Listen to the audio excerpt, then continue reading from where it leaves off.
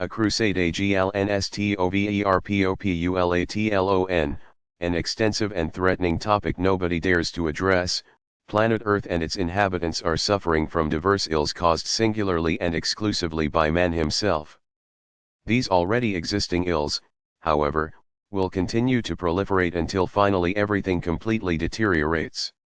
The Earth's population is plagued by famines, energy shortages, epidemics, environmental pollution, degeneration, terrorism, dictatorship, anarchism, slavery, excessive increase of waste materials, racial hatred, food shortages, destruction of rainforests, the greenhouse effect, pollution of lakes, streams, and oceans, hatred towards asylum seekers, radioactive emissions, chemical pollution of water, air, plants, food, human beings, and animals. Crime, murder, mass murders, manslaughter, alcoholism, hatred of strangers, oppression, hatred of one's fellow man, extremism, sectarianism, drug addiction, overpopulation, annihilation of animal species, war, violence, torture and capital punishment, general mismanagement, water contamination, eradication of plant species, hatred, vice, jealousy, lovelessness, lack of logic, false humanitarianism, lack of housing, increased traffic, destruction of arable land, unemployment, the collapse of healthcare, the collapse of care for the elderly, destruction of nature, the collapse of solid waste removal, and the lack of living space, among others.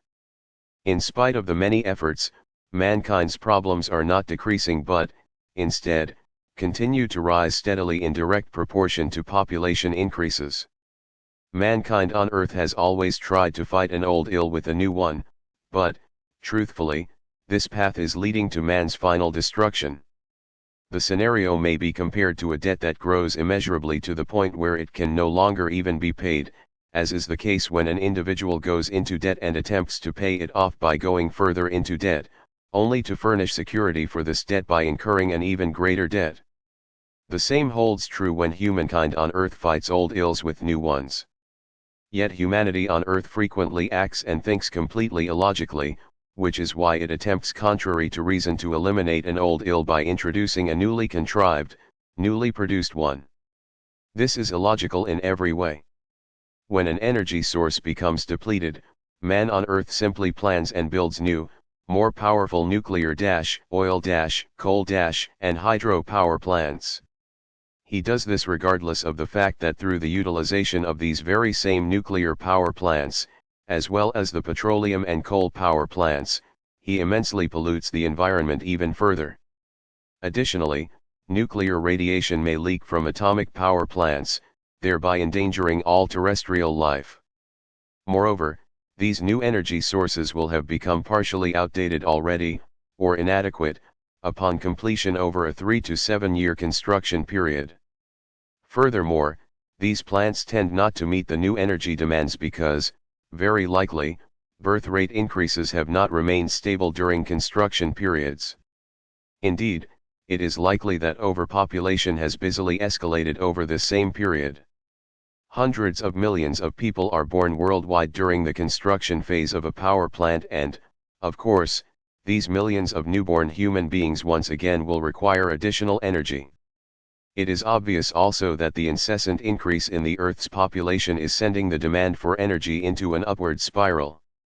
Because of these tremendous energy demands, the Earth must be exploited at an ever-increasing speed. As a result, ever more nuclear power plants, along with other types of power plants, must be constructed and put into service, thereby increasingly endangering and destroying all life forms. Other sources of endangerment and destruction to the planet and all life yet exist, example the unscrupulous use of chemicals, the American HAARP project in Alaska, nuclear testing, and the commercial use of atomic bombs for the creation of lakes, waterways and subterranean expanses to be used as storage areas for rubble, sewage, solid waste and nuclear waste products. Mention must also be made of the clearing of rainforests and the burning of forests to criminally access parcels of land for construction sites, etc. Additionally, there are criminal sport activities which depend on combustion engines that burn gas, alcohol, gasoline, or diesel oil, to name but a few. It is an idiosyncrasy of the earth human beings, due to their unreasonable and purely materialistic thinking processes, to think and act inappropriately in almost every matter. They act illogically in many ways as well, and as a result, they do so also with respect to the problem of hunger throughout the world. They create numerous humanitarian organizations in order to collect funds, food, and other goods to help the starving and suffering population. Yet, all the while, they manage on one hand to legally siphon off 40% of the collected funds into their own pockets as expenses and, on the other hand, they abet, advance and tolerate the overpopulation explosion problem. Through these ostensibly humane acts, though truthfully inhumane acts of destruction, the suffering of humankind on earth is not diminished and the problems of hunger are not being resolved. Instead, suffering and hunger continue to grow to even greater levels. Misunderstood charity and humanitarianism, as well as their subsequently misdirected assistance, are all primarily spawned by a totally false humanitarianism. As a rule, such false humanitarianism originates from the influence of religions, sectarianism, and other false teachings, none of which are love, charity, and humanitarianism. In fact, such false teachings spawn even greater and more difficult problems than those already in existence. Irresponsible and without a single thought to actual matters of truth, without true commitment or respect for life and the fulfillment of the natural creative laws and directives, many people carelessly give relief, thereby furthering this non-aid and the destruction of life even more. Not only misunderstood sympathy and sectarian influences play a major role in this scenario, but also the fact that many people cling to such relief campaigns in order to calm their own guilty consciences for being more prosperous in some way. These people fail to realize that they and their countrymen have earned this higher standard of living in the civilized country where they live, mainly by keeping population growth figures low or at least on a more reasonable level than peoples of so-called underdeveloped countries.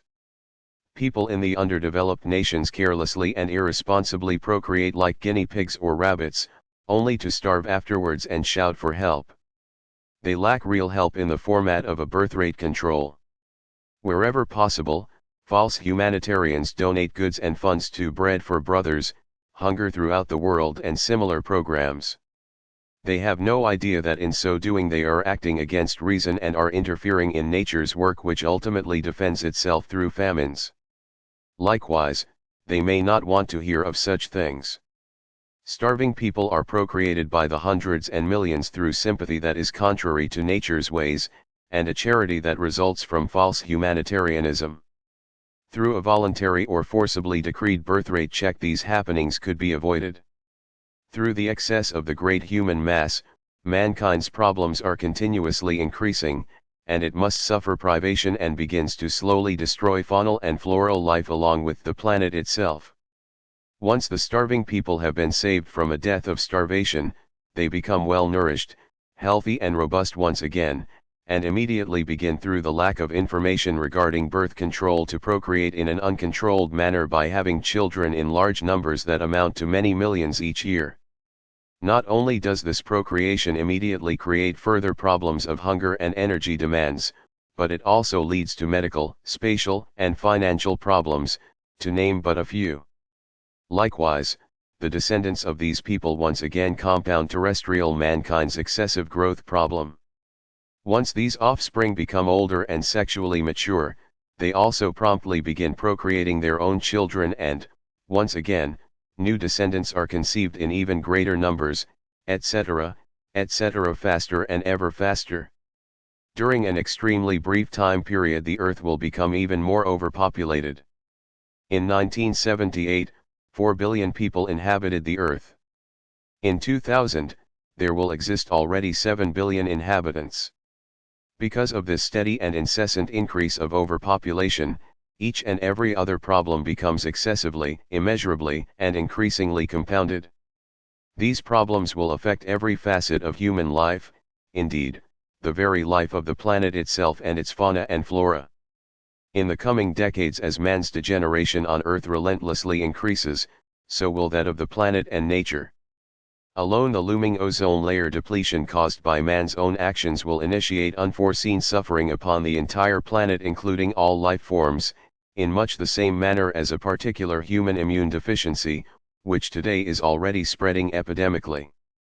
As a result of wars and revolutions, among other things, veritable migrations of entire nations will soon take place, as people begin to flee their homelands to seek asylum elsewhere.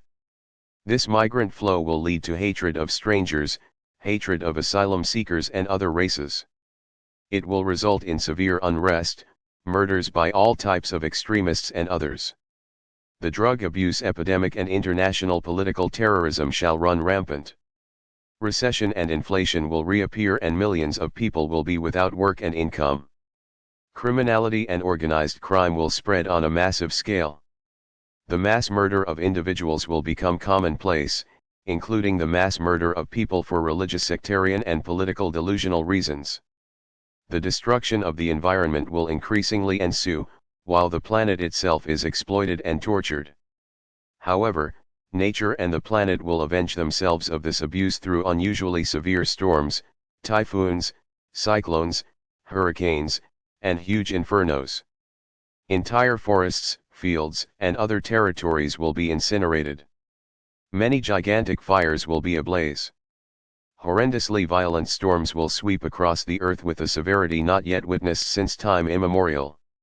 Horrendous droughts, gigantic tsunamis, masses of snow, hail, and much more, will plague the earth and its inhabitants. Ancient, dormant volcanoes will reawaken and negatively influence the earth's climate. Active volcanoes will rumble with increased activity, and savage earthquakes will shake the ground ever more frequently. The irresponsible commercial use and testing of atomic bombs and other explosives will contribute to this turmoil as they reverberate through the earth. With a current population of about 6.5 billion terrestrial inhabitants, 1998, the earth is far beyond its capability to support and feed such a mass routinely, on a fundamental, natural, and healthy basis. A basis, where neither human effort and intrusion into nature, the raping of nature nor the exploitation of its resources to produce more food need occur, and where no one need suffer from hunger. The truth is that Earth is a wondrous planet, but it has only the capacity to support and feed in every way and in abundance 529 million people. Mankind, on the other hand, has generated a gigantic, excessive population, and is now forced to spur all vegetable and fruit production to atypical, extreme achievements through the use of chemicals and hybrids. As though this were not enough, the exploitation of the planet has accelerated dramatically, including the expansion in recovery of raw materials from the earth, and the unrelentingly rising demand from the earth for all types of other materials, a direct result of the growing overpopulation. No one mentions the destruction of arable land due to this madness called overpopulation, no one speaks of the use of toxic chemicals nor of the expansion of housing areas and the like. Food for human consumption is laden with chemical additives and consists these days largely of artificially produced chemicals, also a fact that is not mentioned. Originally, the population of each region on Earth was only as large as that region could feed and support in accordance with nature's ways. Toxic chemicals, other types of poisons, new plant hybrids, as well as overly intensive exploitation of the ground, were completely unknown. However, this condition changed dramatically during the Middle Ages, particularly at the time of the Great French Revolution. For it was during this period that the crazy notion originated, suggesting the need for a larger population who would rise up against the authorities. The masses wanted to overthrow the government. To have the capability of doing so, and to become powerful and mighty, the populace prodded themselves for larger numbers of progeny. Christianity and its sects, but Catholicism in particular, were party to this endeavor. Powerful as ever, Catholicism was preaching, as part of its false and insane teachings, that people should be fruitful and multiply and replenish the earth. This slogan, even today, is vigorously preached by the Catholic head honcho and his Cas-Oct cohorts. The catchphrase remains in circulation throughout the world today for the sole purpose of acquiring little sheep and busy little tithing payers. The results have produced guinea pig-like, human reproduction. Clearly, the ensuing overpopulation has meant large requirements for more food, energy, raw materials, as well as many other goods. In the way of food alone, mankind will ultimately arrive at a point where all natural produce becomes a rarity, since the insatiable demands for the provision of food for mankind's out-of-control masses, can only be satisfied by totally producing staples from chemicals. In part this already holds true today, for food requirements have soared relentlessly in the past few decades. Yet, food provision problems are not unique and have grown continuously, as have the problems of energy shortage. Man on Earth is threatened by worldwide total contamination, destruction, and the manifold ills of extinction. Lists a yard long can be compiled that describe how every earthly life form is being endangered, destroyed, exterminated, and annihilated. Yet, man continues to remain ignorant of the damage he has inflicted on nature, the planet, and all types of life existing upon it. And now terrestrial man, the planet, and life in general, have reached the point where everything stands on its last leg, direct result of people clinging to false charity and false humanitarianism. These individuals are behaving and acting in much the same criminal manner as those officials in responsible government positions, government agencies, and relief organizations, who do their best to sound the death knell on the last remnants of life on planet Earth, now channeled into a path leading to its own final and irrevocable annihilation. The blame for this situation rests with those individuals also who, lacking responsibility and initiative, have relinquished their authority for making productive changes by uttering the primitive and absurd phrases, "What can I do by myself?" or "Of course, I'll help also if others go along with it," etc., etc. Anyone thinking in this manner is neither worthy nor fit to live, in the same way that people are unfit who relentlessly promote even further the madness of unremitting overpopulation through false humanitarianism, false charity, and others.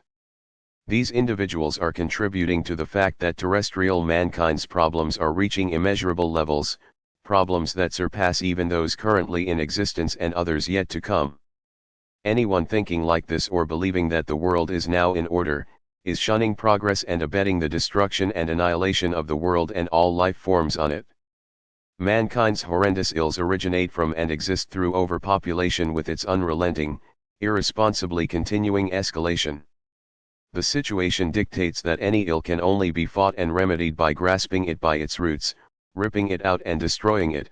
The numbers of terrestrial humankind must be drastically reduced. The only humane method by which this reduction goal can be achieved, is through stringent birth control regulations that permit married couples, of a predetermined age, to have only a strictly specified number of children. This regulation must prevail over any excuse, argument, fear, or stupid comment from those numbskulls who claim, for military, religious, social, egoistical, false humanitarian reasons, or those of false charity, that a large number of offspring is necessary, or that birth control is contrary to religious beliefs and is inhumane, etc. These inane claims are made singularly by rigid egotists, sectarians, or people unfit to live, those who have not the faintest idea of nature's laws, directives, or truthful logic. Terrestrial mankind's existing major problems can only be resolved through a purposeful birth control program, by which the population is reduced to an optimum level, and scaled according to the planet. All other problem-solving measures present trite, singularly miserable, pitiful, and useless attempts that barely amount to the proverbial drop in the bucket. Such problem-solving attempts only serve instead to increase all ills and difficulties even further. Is population control barbaric, inhumane, and uncharitable? No. On the contrary, for it is only when a person begins to ponder these facts logically, if he or she has not done so already, and come to the same truthful conclusions, that he or she finds the truth coinciding with the aforementioned argument. Only illogically thinking people, who cling to false charity and false humanitarianism, deny the truth. Such people are forced into this rut by sectarian machinations and false teachings, which cause them to grovel like dogs and rob them of all healthy, reasonable, normal, and truthful thoughts, feelings, and actions. In this manner they are dominated purely by pity, self-pity, feeble-mindedness and illogic, in place of feelings of empathy for all life forms. Respect for and toward true life is ultimately destroyed by the illogical thinkers, who pave the way for false humanitarianism and false charity that turn into purulent boils capable of spreading as epidemics. The truth, in regard to the clarification of mistakes and guilt, has always been damn hard to take, and seldom does an individual accept harsh truths without grumbling and complaining. Man on earth has always felt attacked personally when someone speaks and offers the truth. He simply exalts himself above everything and believes to be free from error and guilt, which is the reason for his inability to bear the truth. He rebels against it if the truth does not correspond with his own erroneous opinion. Truly, however, man's behavior is nothing more than sordid cowardice that infects everyone who is capable of comprehending issues in a halfway normal way. Since times immemorial, the truth, along with true love, charity, and humanitarianism, has invariably sounded harsh, because each one forces the human being to think and act in a logical manner. The same holds true also for the resolution of terrestrial humankind's problems. Only through population reduction, by way of the strictest birth control measures, can there be a remedy for all existing major ills. Inhumane aid must not be given to people. The universal laws of nature apply to humans on Earth, too, and anyone with an open eye can easily recognize them, wherever there is a region in which the population of a particular animal species suddenly increases, and the danger exists whereby the area involved cannot feed the increasing population. Epidemics occur that decimate the increasing and excessive animal population. Furthermore, the same is evident also when excessively large populations simply starve to death or fall prey to their natural foes because they are weak from hunger. For it is through this method that nature keeps its natural populations in balance, allowing only as many faunal life forms to live in any one region as there is food for support. Only man, the thinking creature, acts contrary to this natural law and tramples upon it. Contrary to faunal life forms, man procreates his offspring to an excessive degree. For some time now, fertile regions capable of providing food have become so overpopulated that the land can no longer be cultivated nor can it provide sufficient food for everyone. The flip side of this coin is that people flock by the millions to cities built upon formerly fertile, arable ground. Man then imports food supplies from other regions where fields for gardening and agriculture have remained available, yet those demanding food have never even had to lift one finger towards the planting, maintenance or harvesting of it. Man fancies himself as being the crown of creation. Indeed, he believes that by having the capability to think he is allowed to regard himself as superior to everything else. Thus, he believes he is entitled to permit planet-wide, human overpopulation, and that he can ignore the laws and directives of nature and trample them with his feet. In his megalomaniac delusions of grandeur, man has already shown himself to be so inhumane, uncharitable, and feeble-minded as to allow everything around him to degenerate into limitless cowardice.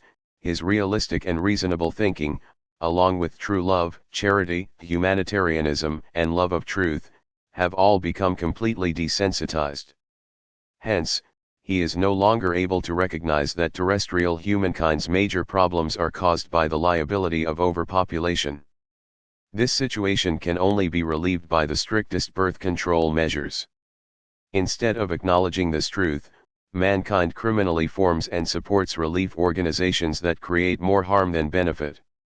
These organizations do not instruct and bring about birth control measures, to the effect that millions and millions are procreated all over the world and force all major problems beyond normal boundaries.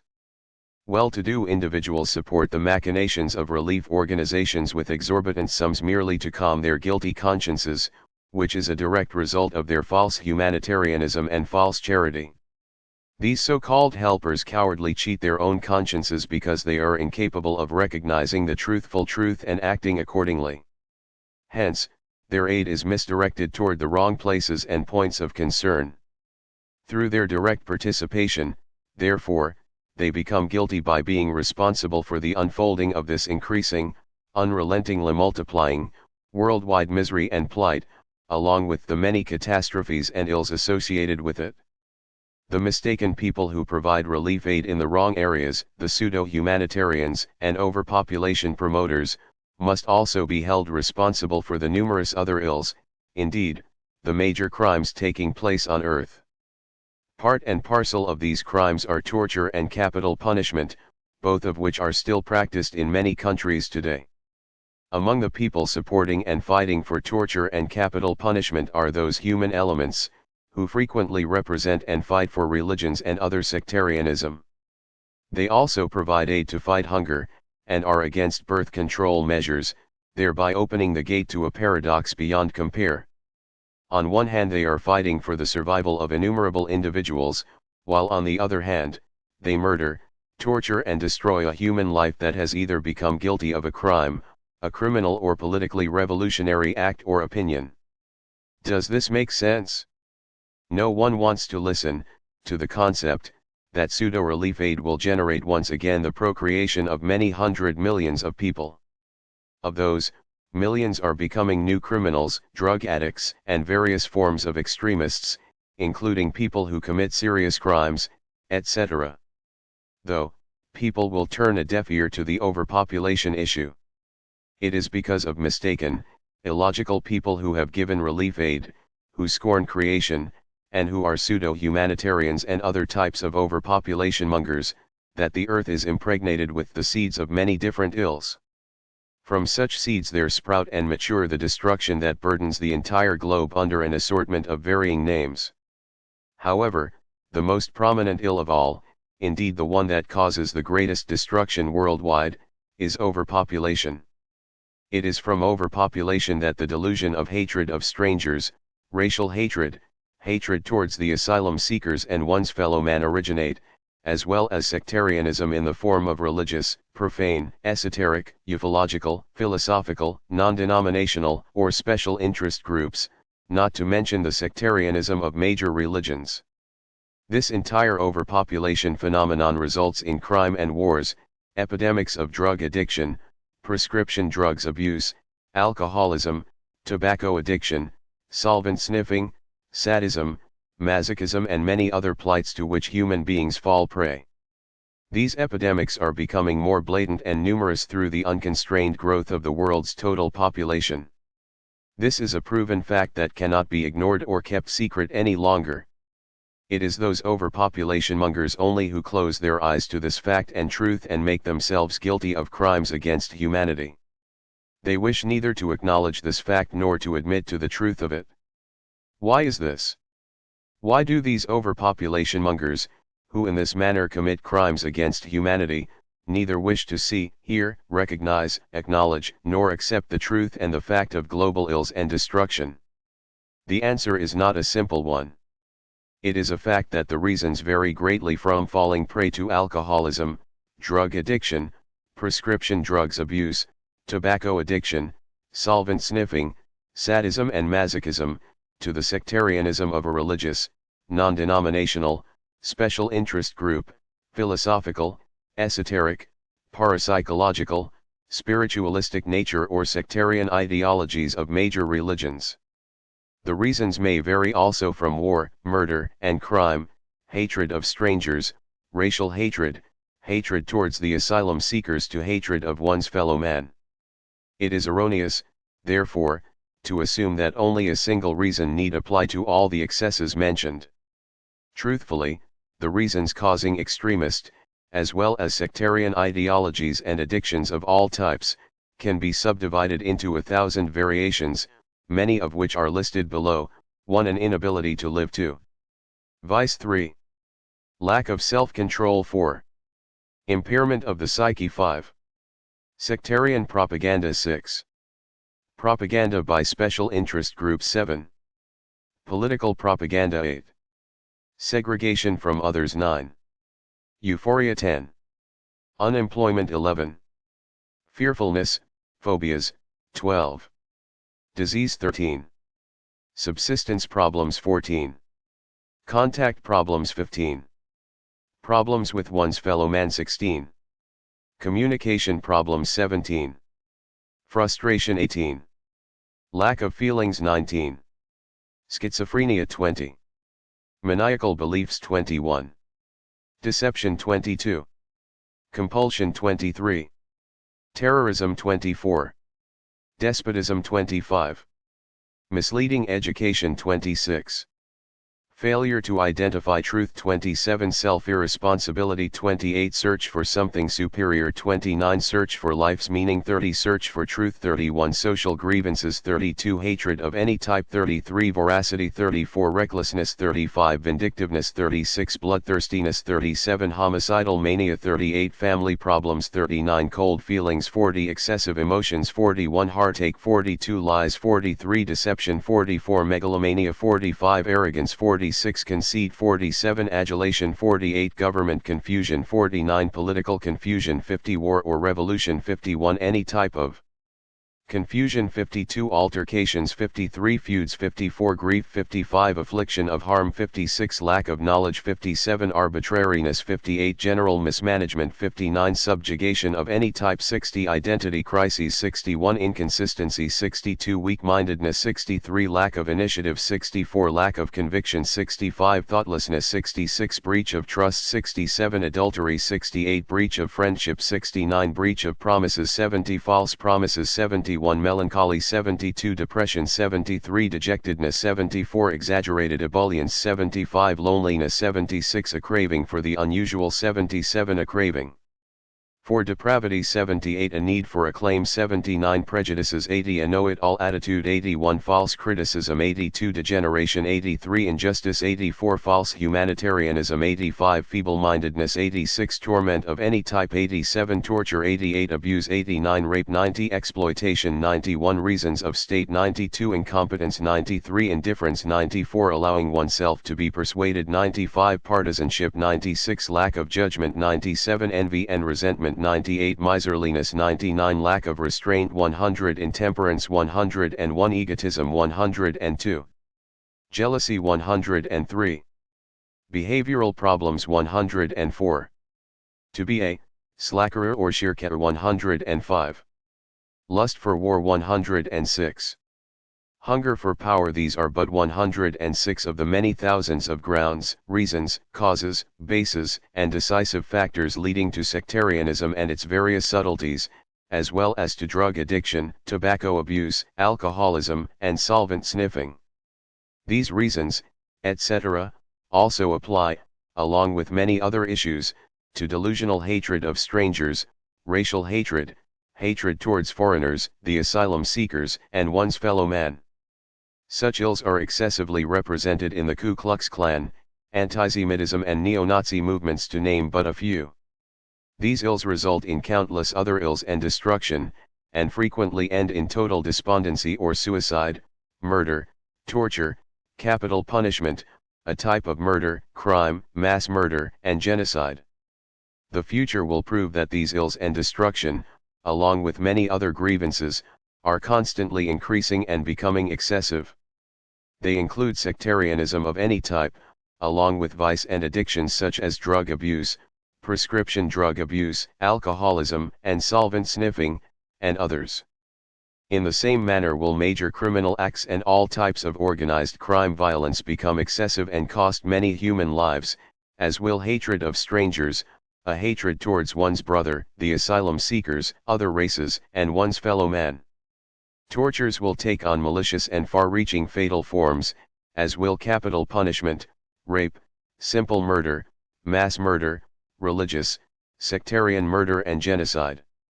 Many different malicious ills of a religious sectarian nature, along with those of a political and special interest group nature and implication, will increase horrendously. These ills will rule the world and its inhabitants, and will terrify everyone on earth. Yet, the ills are mankind's own fault, that is to say, the fault of those individuals who must be branded as overpopulation mongers, regardless of the manner in which they became guilty of it. For it is the overpopulation mongers who must be blamed, those who deliberately endanger and threaten to destroy all life on the planet. Because of these irresponsible human beings on earth, life-destructive ills are being consciously cultivated by a steady production of new human progeny and along with them a growing overpopulation. Man has to suffer these consequences because many people on earth are in error and possess little sense of responsibility toward themselves, their progeny, their fellow man or the remainder of humankind. Moreover, they have no feelings of responsibility whatsoever for the planet Earth itself or its fauna and flora. All of this because irresponsible individuals, full of high-handedness and megalomania, depict themselves as being creation itself, in the belief that their idiocy is equivalent to a true and reasonable thinking process. However, such individuals are incapable of willing or commanding even one hair to grow on their heads.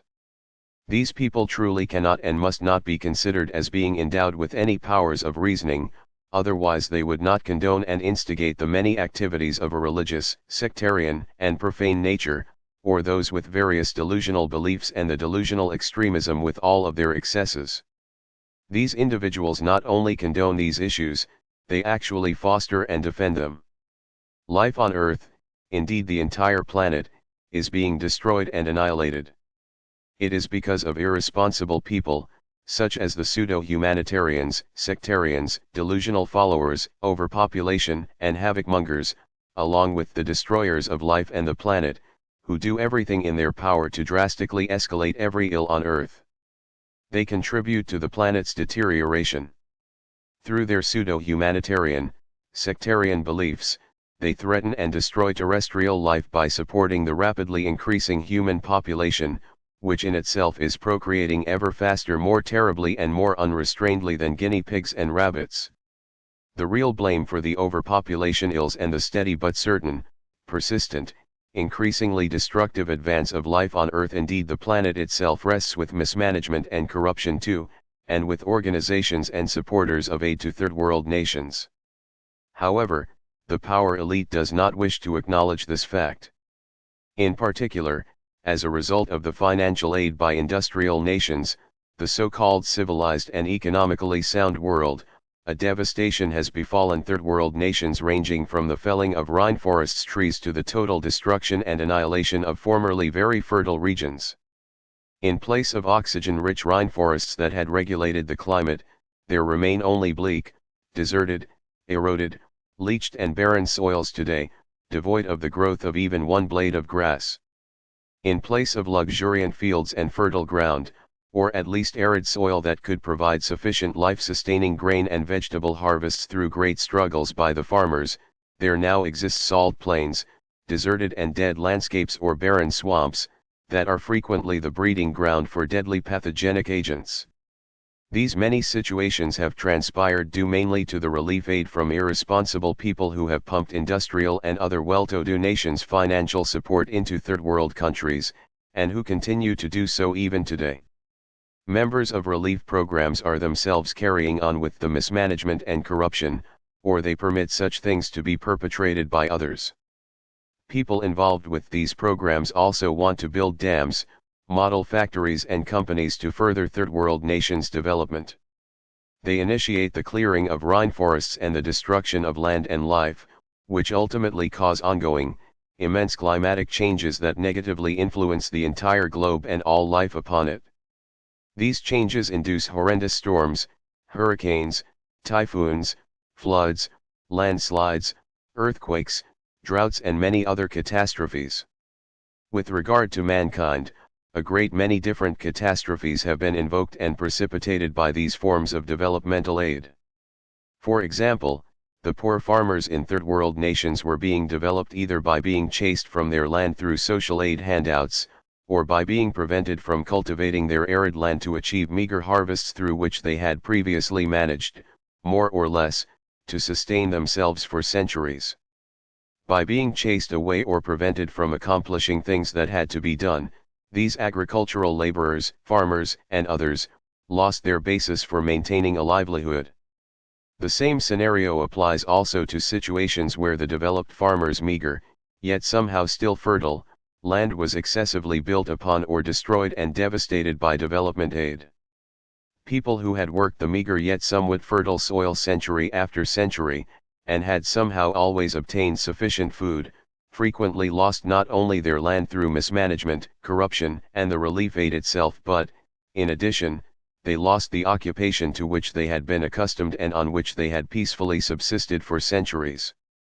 Their initiative dwindled when they lost their land and work, and when they, the dispossessed, refugees and unemployed, were supplied with their food requirements by relief programs.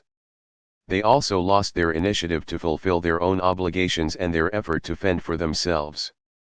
As a result, they began to snooze, led a phlegmatic lifestyle and waited for roasted pigeons in the form of food supplies by relief workers to drop into their open mouths or, at the very least, hoped to be provided with these items free of charge. Lacking the process of old, traditional activities to obtain their own food by working hard with the meager soil, these individuals knew little about behavior patterns or motivation any longer. Being human and bored, they preoccupied themselves with each other, particularly in a sexual manner, whereby males and females mingle and procreate offsprings galore. The French Revolution must be blamed for this population increase due to the delusion at the time that many children must be fathered by the populace so as to gain the power to restrain the government. Subsequently, the old delusional idea developed which contended that many descendants were needed to ensure support of the elders by the younger generation. Therefore, along with being inactive and chased from their land, disposed and without initiative, boredom may be added as a cause that has led to an explosive increase of offspring and, hence, to a rapidly growing overpopulation. The blame for this terrestrial overpopulation, along with the destruction and threat against all life on Earth and the planet itself, therefore, can be placed on relief aid as well. Within the same framework of the planet's destruction and every life form on it, blame for this overpopulation explosion rests also with the major religions and sects. Obstinately they advocate terrestrial mankind's breeding of a myriad of descendants, which generates overpopulation in the first place. Resembling degenerate beasts of prey, religions and sects lunge into third world countries by sending missionaries to disseminate the madness of their religious and sectarian beliefs, along with their inhumane, degrading consequences and excesses. Such beliefs are based upon enslavement, mismanagement, corruption, exploitation, negative influence of the consciousness, deprivation of liberty of the consciousness, delusional beliefs, religious wars, murders, and humankind's stultification. All of these are based on the sectarian madness phrase "be fruitful and multiply," the root of all evil to overpopulation's stupidity. This then is the truth: the earth is incredibly overpopulated. It is propelling itself towards its own destruction and, as a result of overpopulation, is plummeting toward the destruction of all life on the planet. Humankind alone is guilty of this overpopulation, for it knows no limit whatsoever in its own diverse excesses. In contrast to man, members of the animal world instinctively behave more reasonably and in accordance with nature's laws. By adjusting their urges and instincts, animals regulate their own population and adapt to prevailing food supplies and living conditions. When overpopulation arises for some reason, the death of many animals is effected, whereby a selection process comes into play that eliminates animal excess. Man, the creature of reason, ought to emulate this example. But in his megalomania he totally ignores it.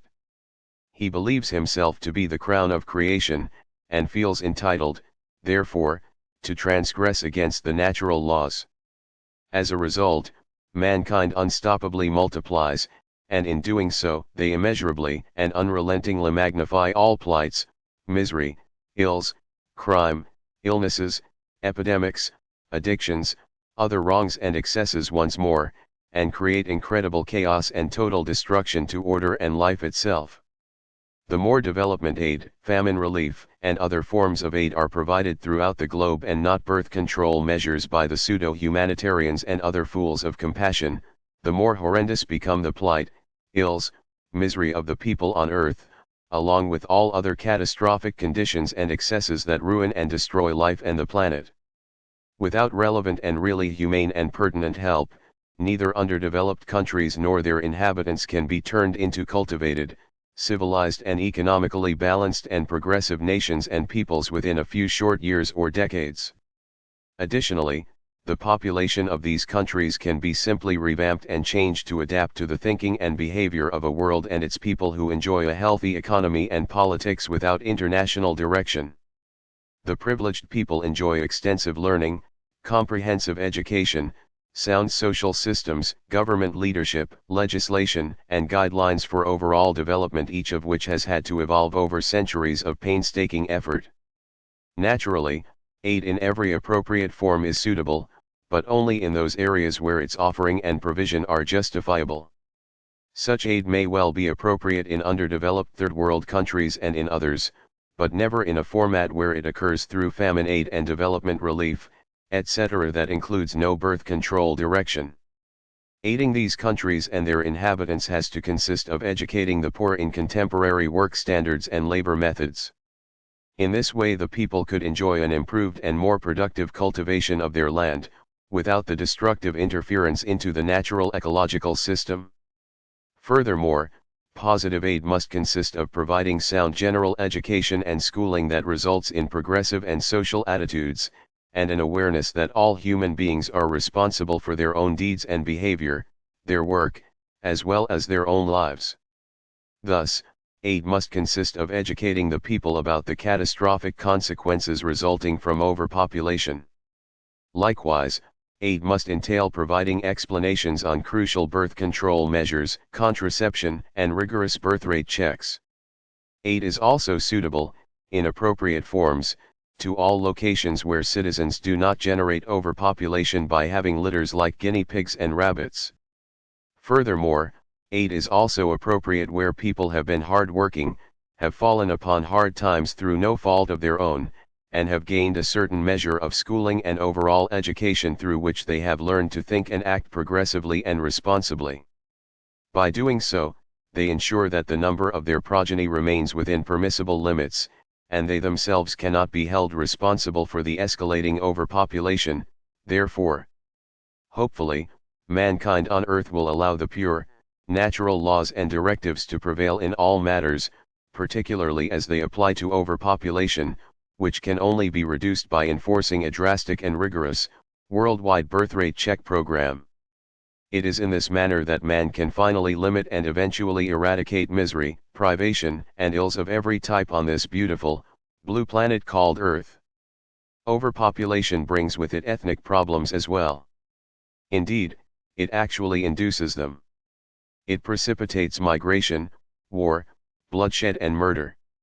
As a result of the world population's continuing growth, people are squeezed together ever closer, and the space for each person becomes ever smaller and more restricted. For this reason can situations not be avoided whereby inhabitants of various countries, tribes, religions, convictions, opinions, philosophies, and outlooks increasingly crowd together only to infringe upon each other's personal space. Without fail, this type of close contact leads to friction, differences of opinion and arguments.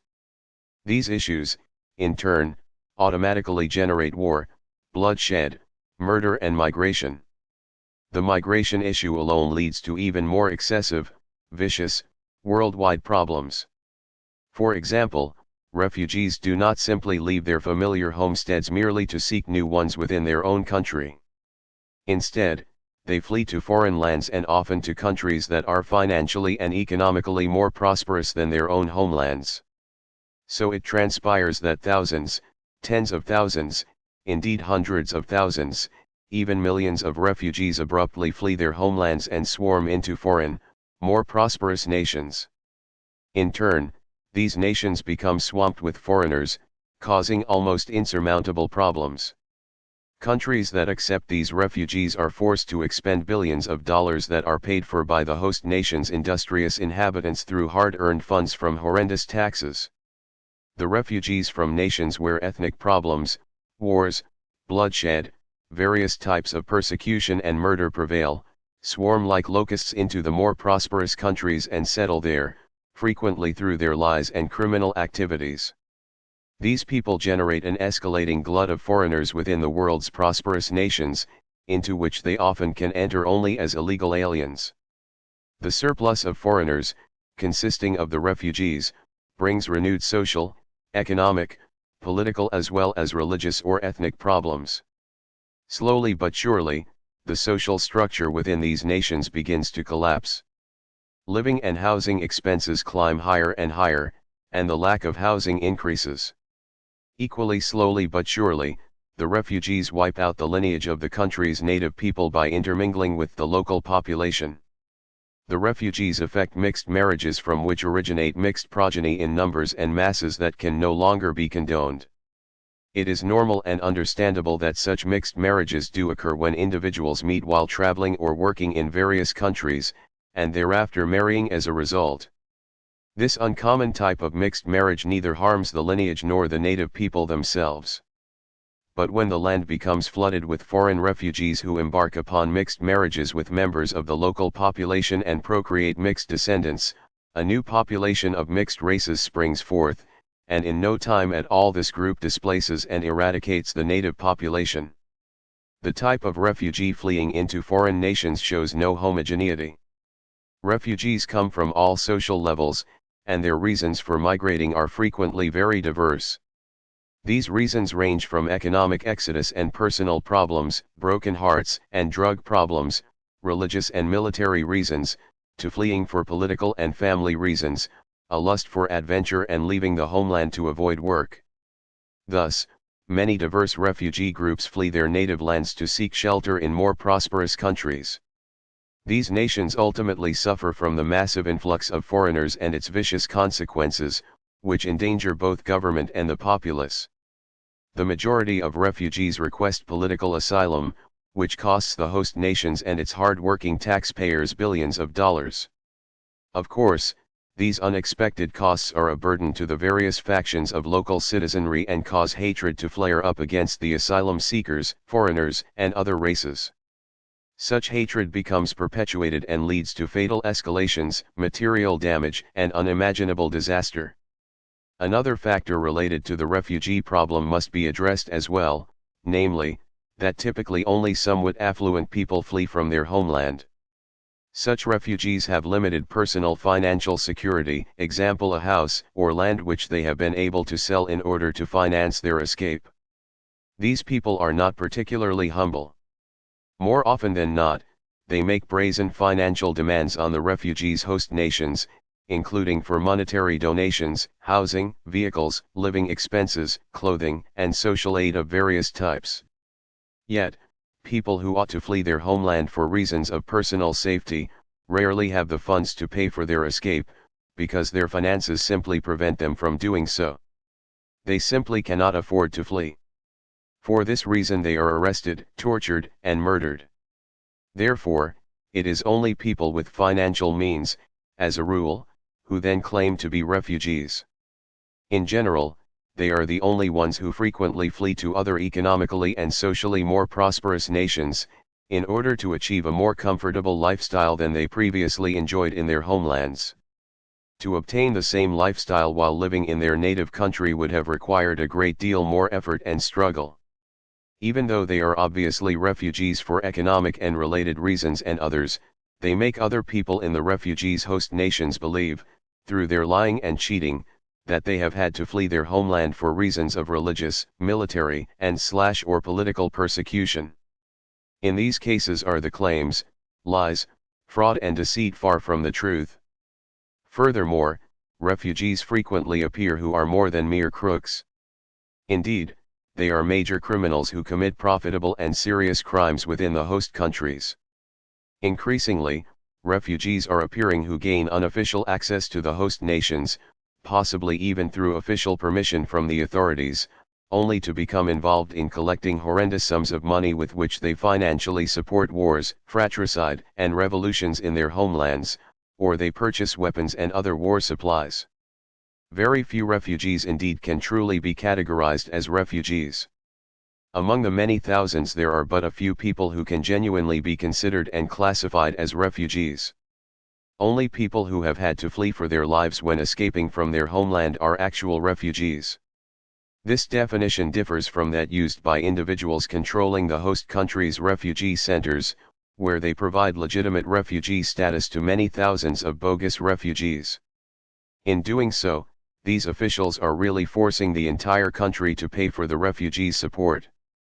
The individuals of authority are incapable of recognizing the fact that this type of refugee is simply a refugee for economic reasons, or they simply decline to recognize this fact for pseudo-humanitarian reasons. These economic refugees are individuals who do not mind deserting their countries. They flee from their native lands, especially in times of confusion and misery, when their country really depends on the help and collaboration of each and every citizen, and at a time when their support is urgently needed to help the survival of land, country, and life. These refugees cowardly flee their homeland, instead of helping to return the proper order needed to achieve and attain a prospering state or prospering nation. This goal can never be achieved by cowardly abandonment, regardless of what type of system is contemplated, be that a somewhat normal country or a chaotic nation in the grip of a vicious dictatorship. Each and every country needs its citizens, because it is only with their help, and the help of qualified leaders, that a civilized social structure can be secured and achieved, one that is worthwhile to live for because of a suitable economy, politics, and a sound standard of living.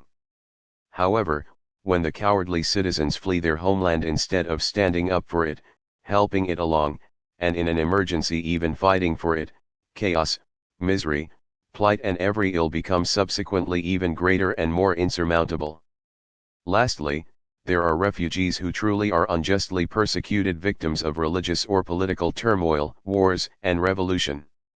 It goes without saying, if for no other reason than for purely human empathy, that such human beings must be granted support and asylum. However, this premise is justifiable only with the condition that the refugees return to their respective native lands after conditions in their own countries have normalized and improved. Such refugees would not be permitted to stay in the host country beyond the end of their term once a safe return to their homeland, without threats against life or limb, has been guaranteed, or once a state of somewhat normal economic and living standards has been re-established. All evidence pertaining to the refugee problem clearly demonstrates that the flood of refugees and their illegal entry must be rigorously curtailed. If this does not occur, the problems of too many aliens, refugees, and the asylum-seeking homeless, along with the generated hatred of strangers, hatred towards other races and the asylum seekers, become uncontrollable and subsequently lead to unpreventable catastrophes. Is it brutal and inhumane when the laws and directives of nature are followed? No. However, it is brutal, inhumane, and uncharitable when mankind continues to cling to overpopulation, indeed even promotes it, regardless of the circumstances and consequences, in order that millions and millions of new children can be procreated.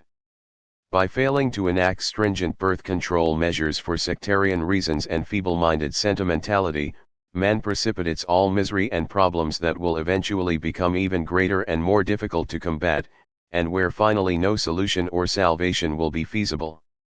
Required worldwide measures, this is just one possibility among many. These measures apply to everyone on Earth except for some small, native bush tribes, who have practiced their own form of stringent birth control measures since time immemorial. Minimum age for marriage, 00 female, 25 years male, 30 years minimum age to produce offspring, 00 female, 28 years male, 32 years criteria for procreating, ABCDE. An existing marriage of at least 3 years, proof of a healthy, harmonious marriage, proof of irreproachable conduct of the marriage partners, proof of ability to raise children, proof of health, no hereditary and infectious diseases, no addiction to illegal or prescription drugs or to alcohol, etc. F. No affiliation with extremist or subversive groups. Maximum number of children, 03 children per marriage. Birth control intervals, 0.0007 years worldwide. Total birth rate check. 1 year procreation consent, with permit, 7 years worldwide. Total birth rate check. 1 year procreation consent, with permit, to be carried out in this manner until the world's population has reached a diminished and normal level. Subsequently, measures concerning the permission to marry and procreate remain in force, but the 7-year cycle of birth rate check is omitted. To remain in force, 03 children per marriage, or 3 foster/adopted children. Penalties for violations, A. Fines equivalent to 10 annual salaries for both offenders. B. Sterilization of both offenders. C. Castration of offenders involving assault or rape, etc. The offenders are segregated from society and by gender for life. D. The offenders' children are taken away from the parents and raised by the state through foster/adoptive parents' attention. Please read our interpretation of the 7-year cycle of birthrate check that is published in Overpopulation Pamphlet Number 3. Brutal and inhuman. What is more brutal, inhuman, and hostile to one's fellow man and life? 1. A world overpopulated by human beings, where hunger and misery, privation and brutal deaths reign, where wars, murder and bloodshed, fraud, torture and capital punishment occur daily, along with rape, crime, hatred, epidemics, and destruction, vice and addiction, where hatred against all life, and extremism, lies, deceit and degeneration prevail, where millions of people perish daily, suffering horrendous pain, or succumbing to wretched deaths through torture at the hands of their tormentors and executioners, and from hunger and misery. Or 2, a world with a population of average proportions, where all ills, problems, and misery become relatively small and normal. A world that is not ruled by hunger and misery. A world in which the fear of war, and all evil, are reduced to the point where the likelihood of a world unifying peace is actually feasible. This condition would bring about an end to the constant fear of the future and would pave the way to a life of love, logic, and reason, among others. Why don't you reflect on what kind of world you would like to live in? Does genuine, sincere humanitarianism, love, charity and truth not surpass all false humanitarianism, false charity, and lies? Above all, ask yourself, in what type of world do I want my children and my children's children to live? Important appeal. Dear readers, please copy and disseminate this booklet, A Crusade Against Overpopulation, as vigorously as you can, and do not forget to place your return address on the envelope. Should you have perfect command of a foreign language, please translate the booklet text. We would appreciate receiving a copy of your translation and, along with it, your written permission for further use of the translation in case we require it. It is important to disseminate this text worldwide. Indeed, only through this action will it ever be possible to publicize the fatal overpopulation problem. This action will also allow deliberate, international measures to be taken against overpopulation and against torture and capital punishment. The pamphlet Torture, Capital Punishment and Overpopulation can be obtained from FIGU. It may be copied, translated, and distributed as well. Please disseminate these writings to the best of your ability. Send copies of the texts to your relatives, acquaintances, friends, colleagues, and associates, to physicians and scientists, to organizations of all types, to churches and sects that preach unrestrained human procreation, to environmental protection agencies and clubs of all types, to relief and peace organizations, to ministers, priests and clergymen, to radio and television stations, newspapers, journals, periodicals, tabloids, and others, to the authorities, journalists, politicians, the military, legal authorities, schools and universities, attorneys, the government, and all types of agencies, to private citizens, professors and officials, to businesses and corporations, to every Tom, Dick, and Harry, and any other person of whom you may think. The overpopulation problem, along with the ensuing destruction of life on Earth and the planet itself, concerns all human beings, even those in the remotest and loneliest of hovels. Please help us in our crusade against overpopulation and the destruction of all life on Earth. It is only through your help and that of every single person, that this suffocating monster and destroyer called overpopulation can be checked, reduced, and normalized. This would permit life on Earth to once again become worthwhile for man and all other creatures, and the preservation of all life and the planet itself. The assistance of every single person is required for this task. If individuals participate and unite in this undertaking, the outcome will produce a gigantic mass and force capable of attacking and eradicating all ills on Earth. Nothing will ever be accomplished, however, unless each and every individual strives to fight against all current and future ills. In unity lies the strength to change and improve ills, i.e., when an individual ventures forth, undertakes a task and then meets like-minded persons, together they will slowly but surely form a great, vast force whose strength can then unfold. For this reason it is essential that every individual endeavors to act now and seeks like-minded individuals to powerfully attack all ills. Please help us, as an individual human being, by backing the fight against overpopulation through your own actions, and standing up against the subsequent, already partially evident destruction. Please support us in this task in every possible way. Help us stop the destruction caused by overpopulation in accordance with the motto Save the Earth, Life, Plants, Man, and Animals, in the same manner that FIGU's Active Alliance supports it. An appropriate sticker may be purchased for £1 from FIGU at CH8495 Schmidrudi, Switzerland. Time is of the greatest essence in effectively dealing with the rapid and explosive increase in overpopulation, and in controlling this most fundamental of all ills. With your cooperation you support a campaign that disseminates the listed and pointedly demonstrated data and facts on overpopulation, a campaign that has mankind's basic and total survival as its goal. The facts offered in the booklet illustrate and identify the progressive, rapidly deteriorating developments related to overpopulation. Only when even the last third world inhabitant of the remotest hovel in the bush is conscious of overpopulation's meaning for himself and for mankind, and only when he is willing to then exercise common sense, may our campaign be looked upon as a success. Please do not let matters rest after mailing and distributing only a few copies of the text.